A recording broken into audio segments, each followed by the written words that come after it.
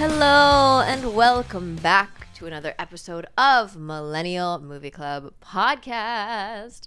I am your host, Jaz Zapatos, or Jaz Zap, and a fun fact about me is I might sound a little bit like a bridge troll today because I was up all night DJing, and what is it?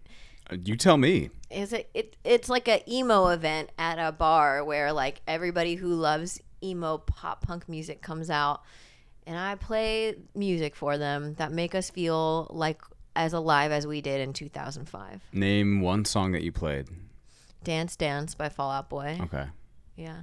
Shake It by Metro Station. Love that song. Love. That's a good song. Oh, just banger after banger. But your girl was up late and screaming over that music. And you're not used to that anymore. I'm not. I've really succumbed to my grandma nature, my old soul. Yeah, I saw some Werther's Originals in your purse on the way in. That was a secret. Yeah. I think I'm an old soul. My soul is naturally tired. Yeah, a lot of people when they say that, they're like, I'm an old soul, meaning they wish they lived in like 1950. That's you not just why mean I say I'm it. ancient. I say I've fucking done it. I've done it all, and that's why like I'm good to chill. Yeah. Yeah. What about you? Who are you? Hi, I'm Jackson McClaskey. Fun fact about me is I have had it. Oh. With people with no sense of direction. Okay? When I'm walking down the sidewalk or I'm in the grocery store, I was in the grocery store down the street from your apartment. Oh. Right before I came here. Sure. No one has a clue where they're headed in life, and it's evident when you push your shopping cart around. Oh, yeah. Well, especially because everyone in my neighborhood is like 78 years old. Well, that fits because you're an old soul, so it makes sense. I mean, my people. These people look like old handbags, and they're pushing the carts as if there's nowhere else to go but die, I guess. Push that cart all the way to heaven, my girl. Move! I know exactly where I'm going. I need a caffeinated beverage, and I need to go to the self-checkout. These people are like, hello? I haven't seen a watermelon in 18 years. I guess Watermelon for $10. Wander over to the watermelon. Literally wander. It's going like this. Mm-hmm. Just a little zigzaggy, like they're running from an alligator. It's the only way. I'm next to them, like playing basketball, breaking my ankles, trying to get out of the way. Move. So what you're saying is you hate old people, and no, but I get it. It can get very annoying. However, I feel like living in New York City, which we both do, in case that wasn't glaringly obvious, you lose all patience for people who are not like speed walking with intent. Yeah. Running. It just is what it is. Usain Bolt running down the street, okay? I need to see you breaking records on your way to the subway. Yeah. Or else I'm going to break your leg on the subway steps. Speaking of old people, I have a question for you. Oh, okay. Do you know how we can't vote until we're 18? I do know that. Do you think there should be a cap that you can't vote after a certain age? 100 billion%, yes. Thank you. I do. Period. Put that in your podcast. Yeah, stick that in your shopping cart. And push it. Push it. Another fun fact is that you might have noticed last week, I wasn't going to say anything, but you might have noticed last week that we sounded a little different, sound quality wise. It was a little like, as Jackson said, like we were on a conference call. Mm-hmm. And that's because our mics straight up busted before we recorded. However, Mommy Jazzy went on to B&H, friend of the pod, future sponsor, B&H, picked up some brand new fancy schmancy mics, so this should be coming to you in the clearest, crispest quality, and will continue to do so from here on out. It's only the best. It's only the best for our listeners. It sounds worse. We get off this recording, we're like, well, this is completely unusable, just garbled. It just sounds like a mouthwash commercial. We're like, oh, these are the special mics that just make you sound like it's like the chipmunk filter. Yeah. The whole thing, we're like, it's like, oh my God. Hello? What is this? No. Sounding good, sounding crisp. I believe. I have faith. I have faith. Yeah. George Michael. You gotta have it. You gotta have it. Speaking of people that died long ago. You about to say Elton John? No, I was going to say we're talking about today The Road to El Dorado. The animated, I can't say classic because I don't think it is, but the animated movie. It's become a cult classic, I think, over the years.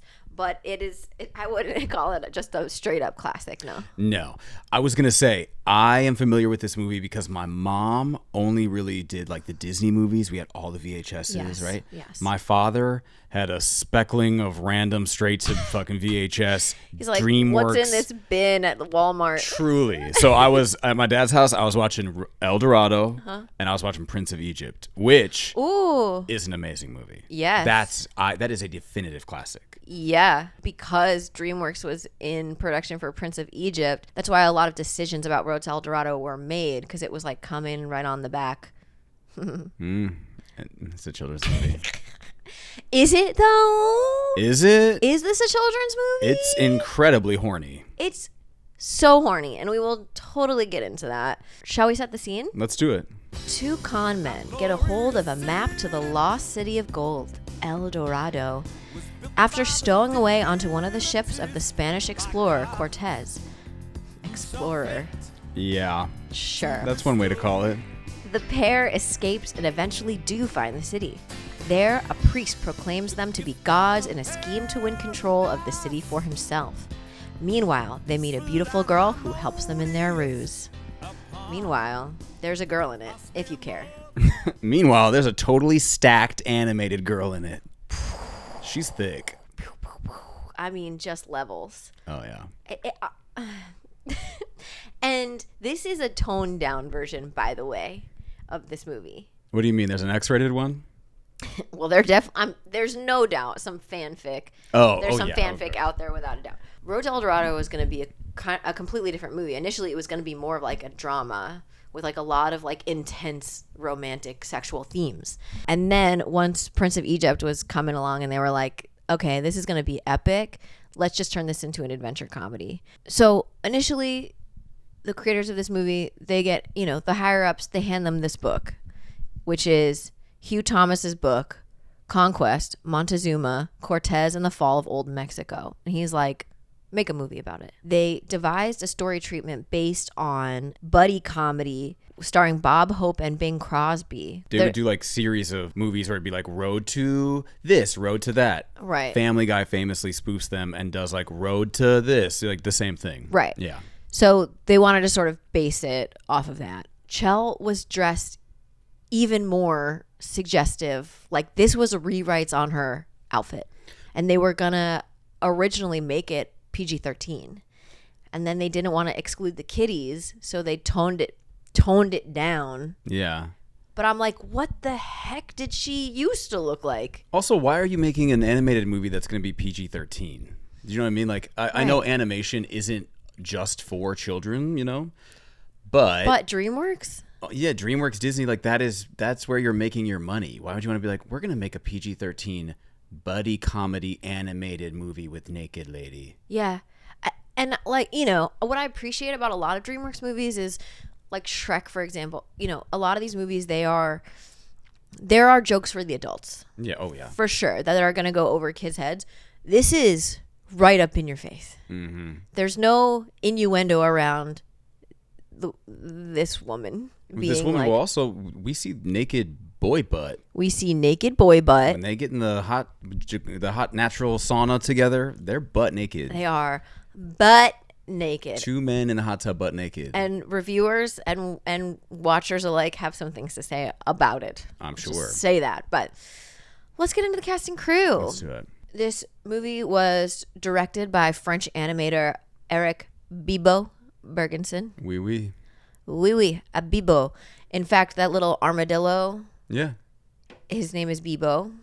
Oh. After him. His work includes Shark Tale, A Monster in Paris. He was also an animator on movies like Fievel Goes West, Fern Gully, We're Back, A Dinosaur Story, All Dogs Go to Heaven, a Goofy movie. He's been around the animated block. Yeah. Our two leads are voiced by Kevin Kline and Kenneth Branagh, the two whitest dudes. Yeah. Yeah. Also, they're Spanish, these characters. Yes. Tulio and Miguel. Yes. One of them has a British accent, and Yes. one of them has an American accent. Correct. They did not try at all to be like, Not at we'll all. just make everyone American or everyone British. And we'll make this one girl who is from this Aztec hidden world from the Bronx. Yeah. We do not care. We don't care. Everyone's from everywhere. I'm not gonna lie. When the movie first started, when Chell first started talking, I thought it was J-Lo. Really? Yeah. And I was like, her voice is higher in this, but wow, I forgot J-Lo was in this. Then I was like, never mind. No, man, that's Rosie Perez. Yeah, the original J-Lo. Oh, God. Kevin Kline, prolific actor of theater and screen, Pirates of Penzance, Fish Called Wanda. He also inspired the Kevin Kline mustache principle, according to movie critic and our favorite dead grandpa, Roger Ebert. Kline always has facial hair in comedies, but is clean-shaven in dramatic works.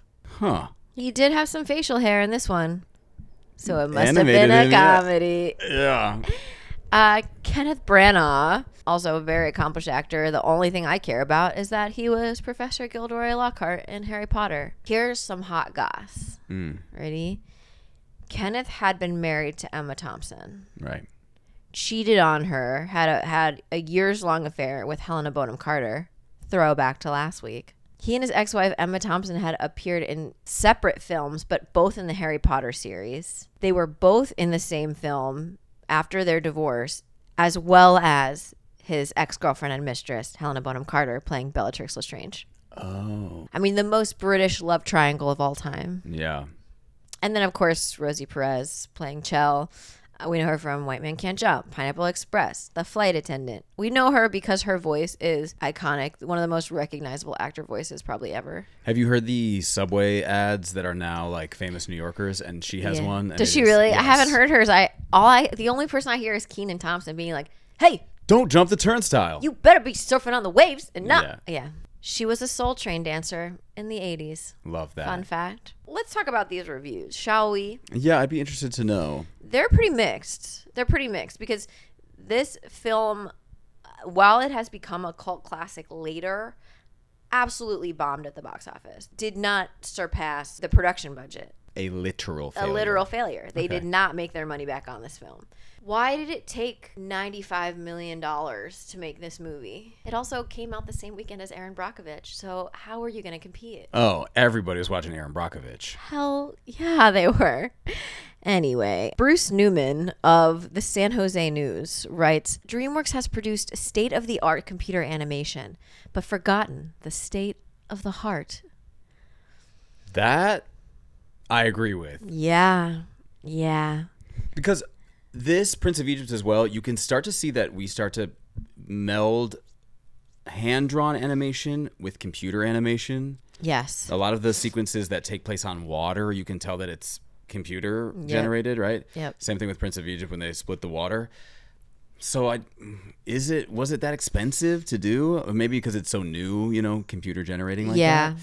But like they're making it easier, but they're not making it better. No, never better, just maybe easier on the hand. Goes to show again, creatives cannot be replaced. There's all this talk lately that all of these animation companies are really considering going back to hand-drawn animation because they do find like this newer stuff, it is lacking something, and that is the human touch.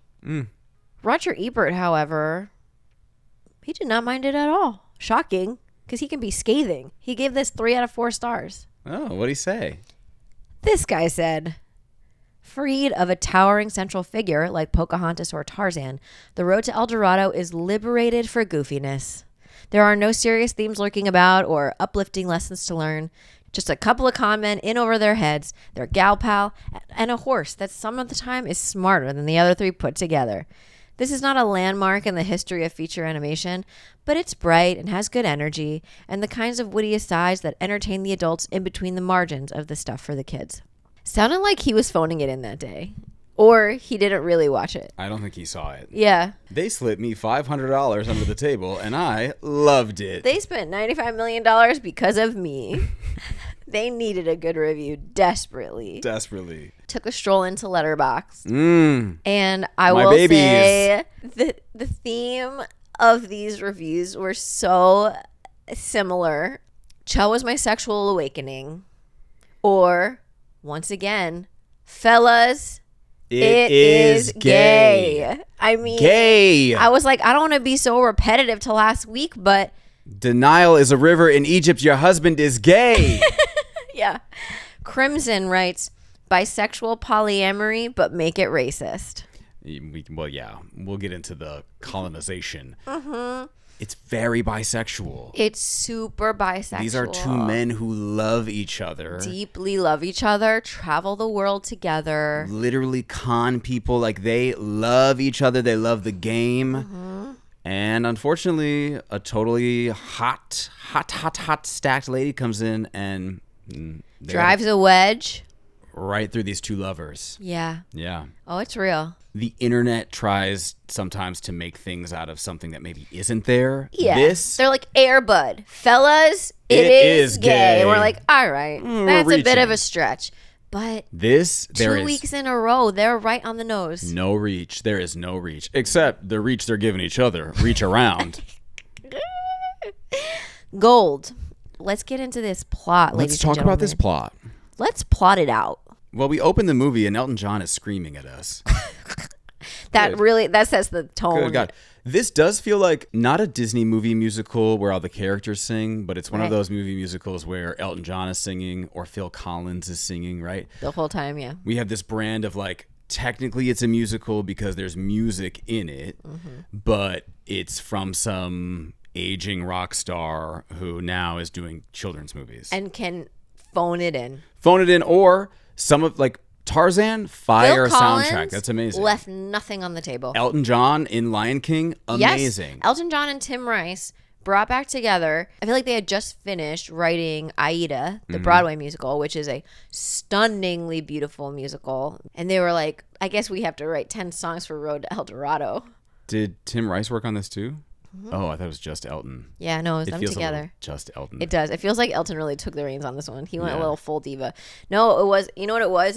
It feels like they were not collaborating in the same room. Like, from what I read, Tim Rice was like, we're cranking out lyrics and then just like faxed them over to Elton John. He was like, all right, I'll sing these, I guess. Sure. Puts his wig on backwards and he's like, I'm ready. Yeah. Yeah. You know he wears a wig. Of course. Well, he just talks about like, they were talking about hair plugs and bald people. Topical. He was like, I've never had hair plugs. Literally, he was like, I started to lose my hair and I started buying wigs and no one's ever said anything to me about it.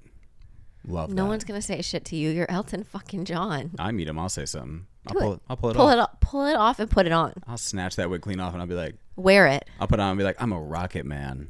And I'm going to rob you. I'm a rock this wig. I'm a rocket, man.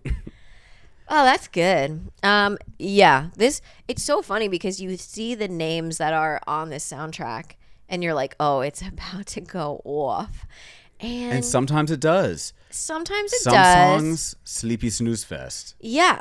And like all of these moments that I think could have been milked more, the Backstreet Boys provide uncredited backing vocals on Friends Never Say Goodbye. Really? Don Henley from the Eagles is singing on Without Question. I'm like, why weren't we celebrating this more? Like, where some of these movies that I feel like did really well from that time, there were like all the videos and the behind the scenes and documentary videos being made of like making of. If you had one video of the Backstreet Boys in studio recording a song for this movie, I guarantee you would have had more butts than seats at the theater. Honestly, that's right. Yeah. Yeah. They were not even credited. Well, if you think about Prince of Egypt too, we have Mariah and Whitney. Yeah. That is powerhouse. Integral to the success of that movie is right. that song, and seeing the video of the two of them in the studio and in the big like 90s studio together singing it, like that in my brain goes hand in hand with the movie itself. Yeah. So they really missed the mark on not having the Backstreet Boys doing a little bit of the fact that I had no idea until yesterday that they were. I was like, that was a wasted opportunity. You mean you couldn't recognize the Backstreet Boys voices in the background of that one song? Because we didn't credit them and we told nobody they did it. Well, I was making a joke that they don't have recognizable voices, but sure. What do you mean? Were you not a child of the 90s? Of course I was, but like, I'm sorry, the Backstreet Boys, you're playing that, and I'm like, okay. If you're telling me that AJ from the Backstreet Boys does not have a recognizable voice, you're wrong. If you put a gun to my head and you're like, who is this? I'd be if you heard this man's voice going, everybody. Could not say his name, I'm sorry. All right. Well, you know what? That's fair. Were you more of an NSYNC girl? I was. That explains it. Yeah. That explains it. In my heart, I was an NSYNC girly, but the guy I had a crush on was a Backstreet Boy, and so I was like, I gotta pretend. No love to 98 Degrees? They were there. Nick They were Lachey? around. Oh, they were around. Don't you worry. No, we know they were around. Nick Lachey was in my dream last night. You just reminded me. What the fuck? What were you doing? Eating chicken at the sea? Another fun fact about the music that a lot of people point out that like I feel like they were trying to play off. Cortez, the bad guy, his like musical motif is literally the same melody they used in the title sequence of The Shining. Oh, really? Yeah. Oh. I know. I didn't pick up on that. Which is weird that you love The didn't. Shining. You were I'm so Jack Nicholson coded. That's exactly right. You were too distracted. I don't like wrinkles. Skin. All right, let's fucking plot. We said we were going to plot. Let's plot. Well, you had all these facts about music. I know. I feel like I'm in kindergarten. I'm so sorry. I always have to prove I did my homework. True. Because sometimes you get girls phoning it in like Elton John. Anyway. We meet Cortez from the jump, and he is a conquistador, which is another name for a European settler, right? He's like, we are going to the new world to conquer. That's the word he uses. We are conquer. Here. Yeah. In the name of Spain. In the name of also the Lord and Savior Jesus Christ. Right. I was a little surprised for a kids movie too. Like right off the bat, we're coming in hot with some Jesus. Well, they were coming in hot with Jesus to places where he was not welcome. Right. And truly the basis of this movie, the story, is about European people coming to communities and people that already have a way of life and being like, wrong. We can do it better, but also we want all your resources. Shocking. History of European people, yeah, sadly, and we turn it into a buddy comedy with Elton John music. Yeah. The savior is, of course, these two white dudes from Spain. Two white dudes. He's got green eyes. He's got blue eyes. Everyone else is just some like idiotic person who has no way of thinking beyond, I don't know. We just want to play sideways basketball. We don't care. We don't have any brain. It's like these are whole people with communities that thrive and for work thousands of years longer. And Europeans were like, no, you're doing it wrong. You're doing it wrong. We shit in the street. You need to do that too. Oh, you have riches beyond anything we've ever seen. We'll be taking those now. Thank you. We just got decimated by bubonic plague. We need gold. We need more shit. Thanks. Also, do you know about God? We meet Tulio and Miguel, who are two con artists who win a map to El Dorado, the mythical city of gold. With a pair of loaded dice. They're cheaters. Cheaters. Call that guy from that show Cheaters that I used to watch when I was sick. Remember that show? Yes. That was horrible. Yeah. Those are people's real lives. Oh, yeah. An 8-year-old me would be like home from school sick and just people be like, on the radio being like, who do you want to send flowers to? And so it's like, well, not my pregnant wife. Definitely my 19-year-old girlfriend. Definitely her. And then the pregnant wife's on the phone and she's like, what? And we're all like, entertainment. This gets me on my drive to school in the morning. I'm on my way to school. I didn't do my homework. They are swindlers, con men. One has a British accent. One has an American accent. You know that they're con men. Okay? Absolutely. They have their shtick down. Yeah. It's like a dance. Yeah. And he's like, you gave me loaded dice?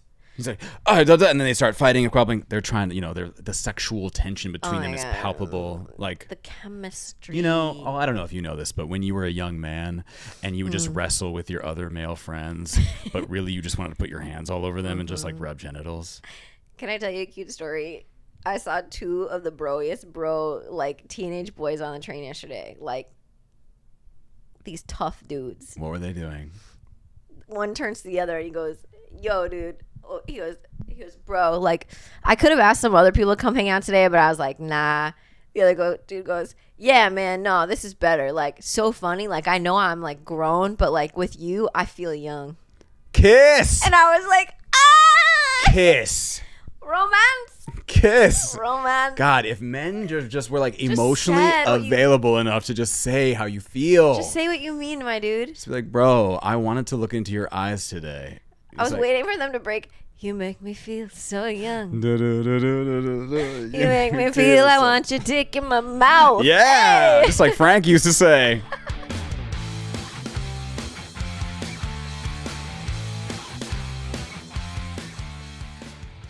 After being discovered for having weighted dice, our two emotionally in touch con men, they try to run away from the angry people who are like, hey, you cheated us out of a bunch of money. Yeah. In them running away, they end up stowing away on Cortez's ship bound for the New World. Just stuck in a couple of barrels. Stuck like shooting fish in a barrel. Yeah. Okay. And Cortez is like, no. I vetted every man on this ship to make sure that they are a true believer in Christ. Like Christ's disciples. So you clearly could not be that. So we're going to beat the shit out of you. Mind you, one of Christ's disciples turned him in. So they're not all great. Okay. Read much? You know about Judas? Hello? Hello. And Cortez tells them, he goes, you're going to go into slavery when we get to Cuba. Uh-oh. Sir. Uh-oh. Slavery in Cuba. What's going on in Cuba? Pass. Yeah. Sugar. That's what's going on in Cuba. Well, we're about to get there and enslave everybody. So that's how. Well, that's coming too. Yep. While making their escape from the ship, because they do convince the horse, who has beautiful like Bantu knots down its back. Did you notice that? Yes. They convince the horse to go get a crowbar, and the super highly intelligent AI horse brings them the keys to the jail Keys cell. to get out of the cell. Yeah. And all it took was the low price of one apple. One apple, which was just rolling around in the jail cell, or was up one of their butts. Horse, stand up. Horse, you deserve more. Get up, girl. Take up space. And then when she lets her hair out, she's like, She's like, I want to get out of here too. she's like, my name is Altivo. It sounds like a drug you take to get a boner. Hold my hand in this bathtub. But they throw the apple to try to get the horse to shut up so they can get off the ship quietly. And then the horse jumps overboard. This dumbass horse. Yeah, this horse was smart enough to like forego a crowbar, hand them some keys, and then is like, apple! Jumps overboard into the ocean. Fully commit slip and slide. I just wanted to look in your eyes for a second. Say what you mean. Say what you mean! Now they're stuck on a rowboat. The two men, beautiful bisexual men, and the beautiful long-haired horse. Which, okay, let's be real. If you're stuck on a boat with your male lover and a horse, who's eating all of your supplies, by the way, and it's been days, right? And you've gone through a storm and all this, and you're hungry, and you're daydreaming about what would be you're gonna eat the horse. Ever watched Life of Pi? Ever read Life of Pi? So sad. You're eating the horse. Yeah. Oh. I mean, I don't think he doesn't eat the horse, but they eat other animals. Well, yeah. On the boat. Well, yeah. But Life of Pi is like scratching the surface how humanity is disgusting. Without a doubt. This is showing us that humanity is beautiful because two bisexual men, they refuse to eat the horse. They refuse to eat the horse. They refuse to eat each other, and they well, as far as we know. Yeah. And they are like, if we're gonna die, at least we die together. Let's say what we fucking mean. He's like, you made my life fun. And you made my life rich. Period. Oh, the cops are coming. Uh-oh. The cops are coming because we're talking about bisexual so many love. Gay undertones in Trump's America. Sorry. Yes! Now, when our friends or lovers finally wash ashore, Miguel, the beautiful blonde one, also, he's the hotter one. Yeah. Yeah. And somehow, even though I didn't remember much, I knew he wasn't going to be the one to get the girl. Oh, yeah. Because it's always the guy that's like a little bit harder of the soul and that lanky. needs to be softened by a woman's touch. Soft and mad. Sorry. I'm so sorry. Sorry, I heard touched by a woman and I got almost gagged. Got physically ill. When they finally wash ashore, Miguel recognizes from his map to El Dorado, which is the one thing that he saved, not any of the food, right? He had that map tucked in his nutsack or something. He's like, wait, Tulio, look, this thing, right?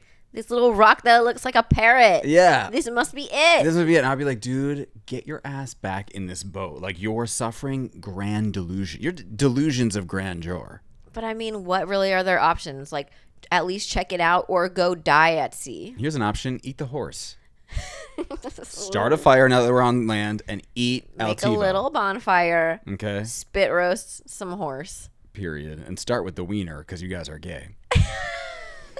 Now, spit roasting each other. Okay, we have to stop. He's like, look, there's a lot of fucking gold in this city, my dude. And it's adventure. It's adventure. This is what we live for. This is what we live for. This is us. We are adventure, and we want some fucking gold. So, on the trail that blaze. Now we get Elton John song, and this is probably the best song in the movie. Here's what I'll say. I didn't think it was that great, but it's the most memorable. Okay, that's fair. It has a hook that will stick in your head, unlike every other song in the movie. Yeah, it is very like an RFK brainworm. It does get in your brain. And it stays, and it makes you make some weird decisions. God, can he die? But the song is the most recognizable. Yes, the other ones I don't remember. Rewatching the movie, I was like, I don't remember this one. It felt like Tim Rice wrote some lyrics down, like a thought. It'd be like, okay, this part's gonna be like ancient gods, like golden land, like these are the points. And then Elton John was just like, okay, cool, I'm gonna read this verbatim. Yeah. Ancient gods, golden land. Yeah. On the trail we blaze. Ancient gods. Golden land. Walking a horse around in circles. You see your friend's butt. You have some mixed emotions about it. John Elton. John, Elton. These were meant to be more like thematic ideas for the lyrics. More. No. I got the facts. I know what to do. I just wrote Aida. Give me a break. They find a big ass rock. And Tulio's like, great. I guess El Dorado in native, or what does he says? He's in I'm having a stroke. He says, great. I guess El Dorado means big rock. He's like, I'll show you a big rock. Got a big rock for you. I just took an Altivo. But all of a sudden, a girl comes running out of the mist, jaunting boobily towards them, and she's stacked. Just like Pocahontas, but more porny. Oh, yeah. And she comes racing towards them, and she's pursued by people with spears, and they're like, something's wrong. The natives. She's stolen something, right? Right, for sure. So these people with spears, what's it called, the guards or the police. I'm sure they existed back then too. Yeah. They round them all up. Her, the two bisexuals, the horse, everyone's got to go. We're taking you back to camp. We're taking you to El Dorado, which if they would just walk through the waterfall, they would have seen themselves. I'm like, dummies. You saw a big rock and decided, let's stop here. Guess there's nothing else. Hello? Everything else on the map made sense, and then you're like, that's it. Everything magical lives behind a waterfall. How many times do we have to learn this? What else lives behind a waterfall? Whatever you could imagine. Oh, thank you. I'm like, I'm trying to think of what's behind a waterfall besides, I don't know, slippery rock. Look, write it in the comments, because I know I'm not making this up in my head. But there are things behind waterfalls that in other movies for sure. Or in your personal life, what have you found behind a waterfall? What's behind your personal waterfall? Did you take TLC's advice and not go chasing any waterfalls? You know what? That's what I did. The people of El Dorado, once we've made it through the waterfall, fully believe that these two white people are gods. Also, can we talk about that this is the most beautiful part in the movie? It's gorgeous. Just discovering this beautiful, untouched world of... Which in reality, they're like doing human sacrifices like every day. But really, it is like this like unruined, and you're just like, great. Yeah, I guess when we think about untouched, we mean untouched by like white people's hands. Correct. And I guess when we look at historically people who did things like human sacrifice and everything else, like biblically they did human sacrificing. Mm-hmm. And nowadays in America, I don't know, we put people in jail for the rest of their lives. Savages. Yeah. Not to get on a soapbox, but it's like when we look in the past and be like, these people were bad because of this. Look around you now. Oh, we're still doing it. Yeah, we just all do the it. time. It's in a different font, but we still do it. So whenever people are trying to be like, well, it's a good thing that we came with Christianity because that. Be quiet. We never killed anybody in the name of Christianity. Everyone be quiet. Take an Altivo and shut up. Shh. we meet these people. And we see El Dorado, and it is beautiful and gold. So they were right. They was right. So they think that they're gods, which is only furthered when a volcano starts to erupt behind them. And they're having he's having a Professor X moment where he's like, Yeah. and then the volcano stops when he yells, "Stop!" And they're like, well, the shaman, the evil guy from this whole movie, he has seen the prophecies, has read this ancient book that has foretold that these two gods are gonna ride in on a horse. Yeah. So immediately he's like, they have to be them. And then we're like, well, how do we know they're them? Cue obedient volcano. Volcano eruption. And they're like, done. That's all. I seen all I needed to see. And you guys are gods. And they're like, well, this is the best case scenario. This is incredible. We're gods here. We're going to milk the shit out of this. We're going to steal from these people. Yeah. We're going to take full advantage of this beautiful community. Mm-hmm. Classic white guys. Classic Europeans. They are shown to their temple, where, after giddily discussing that, this is the best possible scenario, they are reintroduced to Chal, who is beautiful. Beautiful and just as sneaky, crafty, cunning. Is just like, I know you're faking it. She said, I know, and guess what? I want in. You need me. You need my help to navigate this civilization. I'm going to help you do it, and you're going to give me some of the gold you steal. And she was like, plus, I want to get out of here. You think you're the only one that wants adventure? Women's stories matter. Women adventures matter. Yeah. Listen to women adventures. Believe women adventures. Yeah, okay. Ever watched Now and Then? Ever heard of Amelia Earhart? She adventured. She adventured right off the face of the earth. She adventured so hard. She's at El Dorado right now. She got eaten by crabs. She flew right under a waterfall. Yeah. And guess what? She's living life. She's 900 years old in El Dorado right now. So they're like, we are going to scheme the scheme. Yes. So we have another musical number where they're having all the riches. Also, put a gun to my head right now. Ask me what the name of that song is. I don't know. I want to say it's tough to be a god. Oh, you're right. Good job. Hello. Don't remember it at all. And this is the only song that they actually kind of sing in. That they sing, right? Yeah. It's also very one of my favorite later Disney animated films, Princess and the Frog. So good. This is Princess and the Frog coded how it's we get like small people walking on big bowl. You know, when the bad guy in Princess and the Frog is singing? Yes. It's very that, which is fun visually, but it's also like kind of just filler. Yes. Yeah. It's filler. We're getting treated like gods. We love it here. And so, but they're like, okay, but also we also need to get the fuck out of here before the jig is up.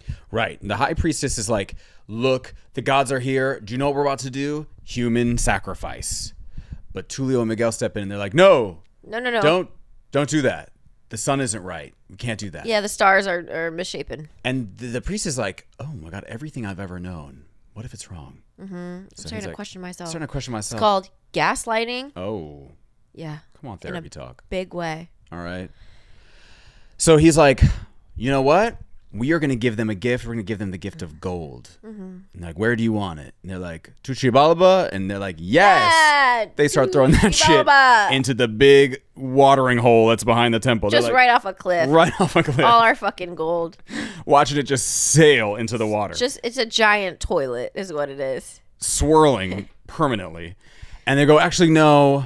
Thank God for Charles. She's like, actually, they want to relish in the gift. They want to revel in the gold. They don't want to throw it down the toilet. You're like, wow. Oh, whatever. All right. That's weird. I guess, weird. But, all right, what are you gonna do? Eat it? So Cortez now we see lands. So Cortez is hot on their tail, and he's like, wait a second. There's a path cleared here. Miguel and Tulio, they tell the chief that they need a boat to leave because they're like, look, we got to get out of here. They're like, you were supposed to hang out here for like 1,000 years. 1,000 years? Oh, no. We've got other god shit to do. We got god shit to do. Like go shit in the street in Europe. So we got to get back to God's country. Okay. Thanks, Morgan Whalen. They said we got to get out of here. So now we start to see a little love triangle develop. Well, because right off the bat, the guys are like, I keep forgetting who's who. Who's the hot blonde one? Miguel. Tulio's like, yo, this girl is off limits. That could only be trouble. But that's because he wants to shag her. Classic Europeans. Yeah. For sure. And so And they're like, Miguel respects that. He's like, He okay. does. He's like, I'm going to invest in the culture here. yeah, I'm going to see the value in more than just gold. Yeah. I'm going to meet these people. I'm going to start protecting the community from this evil shaman. I'm going to be white savior. And Tulio's like, that's great. I'm going to go eat snatch. Basically. Okay. Yeah. And this is where they start to get this divide, right? They're like, Miguel's hurt because he's in love with Tulio. Tulio's like, I don't know if I'm really that gay. Chella's like, if I'm going to get out of here, I got to start blowing this guy. She's like, I need to use my femininity and get the fuck out of here. And look, ladies, sometimes that's the only play we have. Also, men, sometimes you're gay. Sometimes you are. Just say it. Okay, just say Just it. say what you mean. Speak from the heart, and your heart is gay. Miguel builds a guitar out of a gourd and Trash. some Yeah. skin, and he begins to, like, I don't know, show them a little bit, but really they're showing him how beautiful their life is, right? We think of these people as savages and all this. No, they've got a whole way of life that's, like, really lovely. Yeah. And They really have it figured out. right. Besides the human sacrifice. And we just want to go in there and fucking plunder everything and take all the oil. We're so fucking selfish. And so the high priest now is like, something here is amiss. Something don't feel right. The milk is not clean, right? And so he's like, there's not enough destruction. Yeah, these guys are supposed to be fucking vengeful They're gods. supposed to be smashing shit and killing people, and they want to play guitar and sing? I don't like it. I don't like this. I hate people is what he's saying. He's Yeah. saying humans are vile. So Zekel Khan, the high priest, he's also hot. His He's body, a little the body's tea. yeah. And then of course like there's him who is like the religious leader who's kind of at odds with the chief of Who's portly. he's portly, but he's got that like bigger guy kind of like wisdom, laid back energy. He's like, can we just fucking party, you He's guys? like, let's chum. Let's be chummy. Literally, like I keep wanting to call him Malvolio because I went to theater school. Tulio and Miguel. Miguel, thank you. Miguel, it's like clear he's like starting to come at odds with like what their actual plan is. Yeah. And they've been building them this beautiful boat. And he's like on the boat with the chief, and he's like, "Oh no, it's gonna take longer to make this boat. It's just like not quite good." And the chief's like, And she's like, dude, I know you're not a god. "Yeah, you could just stay here if you want, my guy. And he's like, really? Tiara is human. Wink, wink." Wink, wink. I know you're human. This whole time, Cortez is quickly approaching. We see him hitting all the landmarks. He's on Route 66 straight to El Dorado. The They gods, had blazed the trail. they already blazed the trail, and Cortez coming through. He's like, on the trail they blazed. Okay. Yeah. The gods start to play against the rest of the people in this like game of hoop against the wall ball. There's an actual name. It's an actual game. Yeah, for sure. I call it sideways basketball, but Yeah. I was at the museum. Is that what that place is called? never known it. I think it was at the Natural History Museum, and they have a display of it because like that is something that is in Central American culture was a thing. Like, That's a crazy hard game to they didn't play. just make that up. Yeah. But the gods apparently did, and so they're supposed to be very good at it. Yeah.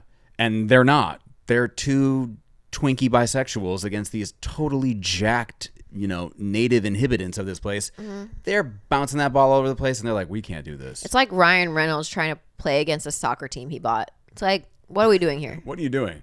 You didn't just because you own this game doesn't mean you can play it. Good at it. Yeah. And Chala realizes that, and she's like, okay, I'm going to throw this armadillo in here instead of the ball. Here's another issue I take with this film is that in most Disney DreamWorks movies, we have a little animal friend, right? Yeah. We have a Miko. We have a Jiminy Cricket. We have a Jiminy Cricket. We have a hamster that went up Richard Gere's butt. Everybody's got a little animal friend. Everybody. That plays a central part in the story, right? We see this little armadillo starting to like tag along with them. And I'm like, when are you going to become relevant? Like, there's no point where they even really start to acknowledge, like, he needed a bigger part because otherwise he's just kind of there for this one scene. I mean, he is not as integral to the story as, say, the cockroach in WALL-E. Right. So cute. I love that cockroach. Whenever I kill a cockroach in my apartment, I'm like, what if this is the WALL-E one? I'm like, You never know. I know I'm not letting that thing live. But I guess we'll never know. it only takes a moment.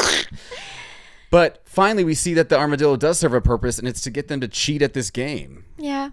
We're cheating again. We're cheating. Well, 2 Europeans cheating. Yeah. Shocking. Just like Kenneth Branagh. A cheater. A cheating European. Ugh. Miguel announces as God that there will be no more human sacrifices. He's like, you know what? Fuck this noise. This scary shaman guy. Because they win, and the shaman's like, we're gonna sacrifice the whole team you're playing. Whole team is dead to celebrate your win, and they're like, stop. So he tells him, he's like, Sekal Khan, no more human sacrifices. And then Sekal Khan, you speak for the gods. Well, the gods will speak for themselves. They're taking their voice back. So we don't need you anymore. Yeah, I found my voice like the end of every 2016 movie about a singing group. Mm-hmm. Ever watch? Love that movie. No, it's the one with Britney Spears. Crossroads. Yeah. More like Crossroads to El Dorado. Period. They found their voice. What I do remember from Letterboxd is someone said, it only took 9 minutes for the titular road to El Dorado. Like, the movie isn't about them getting there. They spend the majority of the movie there. They're in El Dorado. Just Could have just been called El Dorado. El Dorado. We're in El Dorado. Yeah. 1 week in El Dorado. 2 bisexuals inside each other in El Dorado. Yeah. So Sekal Khan is like, they don't want human sacrifices. Something is wrong. My intuition is right. And then he sees a little bit of blood. A drop of blood. And gods don't bleed. That's why they need human sacrifice. Okay. So Sekal Khan drinks a potion that he also sacrifices his dumb cohort who has one line. Poor guy. Right into the pot. And then he gets to control this gigantic stone, badass looking jaguar. That thing is cool looking. That thing's really fucking cool. And it's really cool how its eyes are green and then Sekal Khan's eyes are green too. I was like, that's neat. Mm-hmm. Yeah. He's like, I don't like gay people. I'm going to kill those 2 bisexuals. The jig is up. The jig is up. I'm going to moosh them. Unfortunately for him, fortunately for the 2 Europeans, he gets thrown into the big toilet bowl behind the pyramid. Yeah, because even though at this point, our 2 con men are at odds. Yeah. Because Miguel overhears a conversation. Because also, like, look, we also skipped right past the scene where Chell literally seduces. Yeah. And when they get almost caught by the shaman, she pops up. From his crotch. She is not popping up from kissing his mouth. Nope. That's for sure. No. So they're in on this together, and they're talking some smack, and then it's like, Miguel overhears. And it's like, who needs Miguel? And so he's like, you know what? Who needs Miguel? Fuck you, dude. These people need me. These people need me. I'm going to stay here. So even though they're at odds, they do work together to scheme to toss this dude and his jungle cat into the giant toilet. Yeah. We think he's gone forever. But he washes up like an old turd in front of Cortez. And he sees what he had seen in the Book of the Gods, which is this guy on a horse with like a big sword. And he's like, here is the God. Finally. Thank God. God is actually here. I'll show you everything you want to know. Cortez also, the animation of him, they give him that classic animation thing where the bad guy has a face that only exists on the bottom 1/3 of his face. It's like an acorn-shaped head. Uh-huh. And his face is very smushed. Like a pug. Our explorers, our gay lovers at odds decide, like, I guess it's time to go our separate ways. Yep. Chell and Tulio are going to take this boat full of gold and go back to Spain. And Miguel's going to stay there and live within the richness of the community that exists. That was the better choice. That's beautiful. Yeah. Now, unfortunately, in the background of all of this beauty, they can see smoke and fire and they can hear screaming and they're like, oh, Cortez is on his way. We got to block the entrance to this place. Right. Like the big golden vagina slit that's behind the waterfall that they entered through. They're like, if we crash that, not they, Tulio's saying this. If I crash that, then no one will be able to get in. We're going to help you like take down this huge pillar. Yeah. We're going to have it, and just as we're on our way out with all the gold, I don't know if they know that they're about to sacrifice all the gold, But they're like, we'll just crash this big boulder thing, and then we'll get through just in time to get out. But then nobody can come in. Yeah, it's kind of convoluted. It's a weird plan, and also it's like a weirdly written thing that you're like, okay, sure. Yeah. And Miguel then jumps onto the boat to help them because the sail won't go down and the big pillar is catching a wave behind them. Mm-hmm. And he's like, you thought I was going to let you go have all the adventure and have sex with that lady without me? Okay. Absolutely not. We're doing Polly and Marie. Mm-hmm. The three of us in our relationship. He said, don't exclude me. Mm-hmm. So they catch a wave out. They turn the boat on its side. They crash into this like rocky pillar, which makes it wasn't holding it up very well, apparently. No. The entirety of the cave falls, and Cortez rolls up right when that happens, and he's like, there's nothing here. There's nothing here. And Psycho Khan's like, no. And he's like, let's go take him. I don't know where they're going. You're our slave now, basically. They're like, we're going to go spread syphilis to everyone in the immediate area. Mm-hmm. And Altivo the horse, Chal, the beautiful woman that came between our lovers, and our lovers, Tulio and Miguel, decide, let's go on a different adventure. Yeah, we lost all our gold in this. The ship had to go down all these rapids. Our gold's all fucking gone. But you know what? Who cares? Who cares? We got each other. And now 2 extra holes to fill. 3 if you count the horse. 4 if you count the horse. On the trail we blaze. They were right behind them. They were supposed to make more follow-ups to this movie of like the road to this, the road to that, and do more. And then this movie was such a failure at the box office. They were like, never mind. What do you think they would have done? Road to Atlantis? Ooh, but Atlantis, the movie itself, is better. They said road to Amelia Earhart's crash plane. Road to the Bermuda Triangle. Road to the Charles Lindbergh baby. Rated and made it. Okay, I loved this movie. Like I said, it was one of the only VHSs at my dad's house. I don't love it now. If I'm being honest. Be honest. Say what you mean. It's just as a movie itself, it's not engaging enough for me. The music is not memorable enough for me. No. And then as a grand scheme of like when we look at the stories we consumed as youth, what point of view they're written from, and not to get all wokey and lefty here, but it is the stories that we consume as kids do shape how we see the world. Yeah. And so for me growing up to think that like these 2 European dudes showing up to, again, an existing community of people and being like, we're saving you. We're gods and we can show you the way, right? Even though one of them halfway through was like, maybe there is something there, right? It's still just, I would rather see a story of just maybe Chell being like, I want to get out of this town. Let's see that. I was literally going to say, I want to know her backstory of why she wants to leave. Right. You can't just say, I have a sense of adventure. No. And she's a fun character, and I get we're not going to have a female-led, native movie. Pocahontas. But, that's in juxtaposition to a white dude. Right. But so with all that in mind, I will give this 5 animated boy butts out of 10. Okay. What about you? This movie does just a ton of whitewashing. Yeah. And so there are a lot of people who were furious when this movie came out. There are people who are furious for many reasons. Some were furious parents who brought their children to see this movie and they were like, the fuck is going on here? Why is it so horny? Why is this the horniest DreamWorks movie ever? And I saw Shrek 2. No. And also people from like indigenous communities who are like, pardon? Yeah. Also, these people were conquered. Truly. The ending of this makes it seem like they get to live in their own... We saved them. Right. What they historically believe that El Dorado may have been somewhere like in Colombia, right? Sure.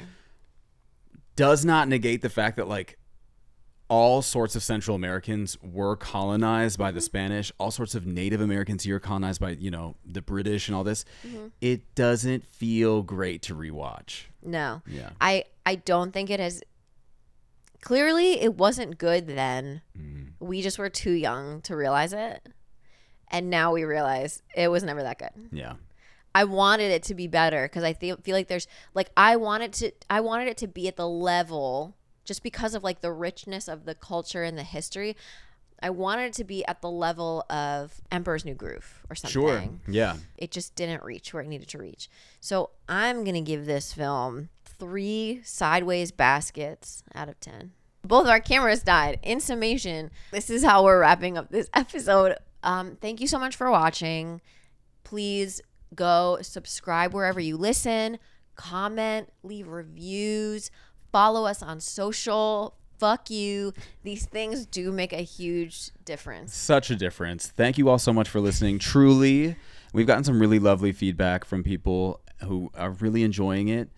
So we can't wait to make more. Truly, I'm having a blast. We're having so much fun, even though we're sweating our fucking asses off in my little apartment. It is so warm in here, you would not believe. But the better this podcast does, the more we can afford to do it in an actual studio with air conditioning. That being said, to all the people who are DMing us and texting us all your kind words, we love that. If you could please put that in a review on Apple Podcasts. Even better. Put it where the public can see it because it does make a difference. And we just got our first Apple Podcast review since we restarted, and it's really good. It's so really? Nice. Yeah. I didn't know that. Yeah, go look at it. Go look at our good reviews and add them. And love you. Love you. Bye. We love you, moms. Love you, Mom.